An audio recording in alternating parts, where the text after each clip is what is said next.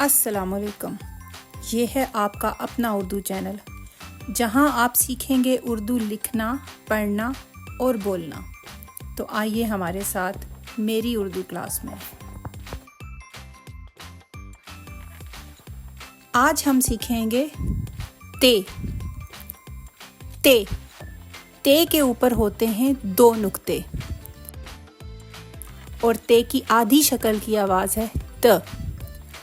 ت جیسے تالا، تالا، تتلی، تتلی، تربوز، تربوز۔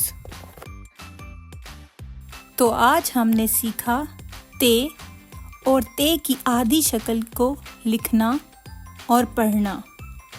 پھر ملیں گے میری اردو کلاس میں، تب تک کے لیے اللہ حافظ۔